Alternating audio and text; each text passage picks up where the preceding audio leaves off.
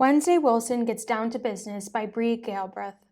Wednesday Wilson loves business and has big dreams to become an entrepreneur. During school one day, Wednesday thinks she has her best idea yet and goes to tell her best friend and future vice president of operations, Charlie.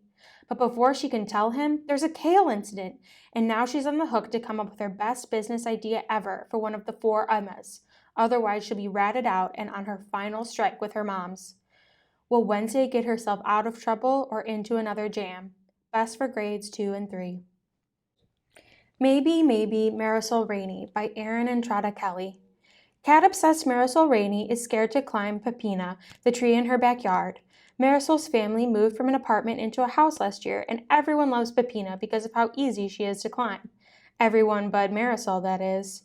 Luckily for Marisol, she and her best friend Jada will have a wonderful summer riding their bikes, making movies, and spying on Marisol's older brother. She doesn't ever have to climb Pepina if she doesn't want to. But maybe she does want to? Join Marisol on her journey to trying new things in a lovely summer novel. Best for grades 2 and 3. Can You See Me by Libby Scott and Rebecca Wescott. Tally is about to start 6th grade and she is super nervous about it. She's trying hard to fit in, which means hiding her autism from everyone, even some of her friends.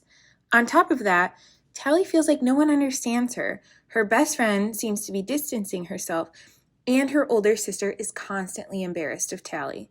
She starts writing in a diary to get all her thoughts out, which gives readers more insight into her life. Can You See Me is a relatable, heartwarming story about learning to love what makes you unique, perfect for 4th through 6th graders.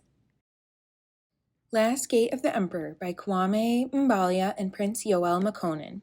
Last Gate of the Emperor is the fast-paced, sci-fi, action-packed book that you have been looking for. 12-year-old Yared, his uncle Moti, and their bionic lioness are constantly on the move in the city of Addis Prime, a life that can be lonely for Yared.